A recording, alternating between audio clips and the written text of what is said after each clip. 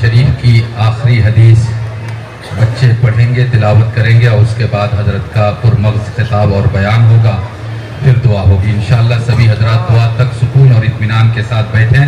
दुआ के बाद सबके लिए बेहतरीन शिरनी का इंतज़ाम है, तनाउल फरमा कर ही जाना है इंशाअल्लाह।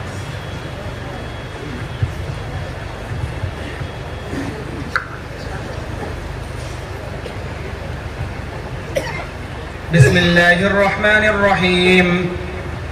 अल्हम्दुलिल्लाहि रब्बिल आलमीन वस्सलातु वस्सलामु अला सय्यिदिल अंबिया'i वल मुरसलीन व अला आलिहि व सहबिहि अजमईन, अम्मा बाद फ़इन्न अस्दक़ल हदीस किताबुल्लाह व अहसनल हदी हदी सय्यिदिना व मौलाना मुहम्मदिन सल्लल्लाहु अलैहि वसल्लम व खैरुल उमूरि अवाज़िमुहा व शर्रुल उमूरि मुहदसातुहा व कुल्लु मुहदसतिन बिदअतुन व कुल्लु बिदअतिन ज़लालह व कुल्लु ज़लालतिन फिन्नार।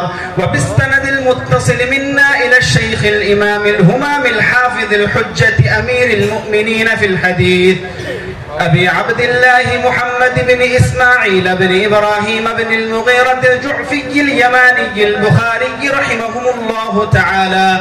اللهم انفعنا وارفعنا بعلومه وعلومهم أجمعين، آمين يا رب العالمين.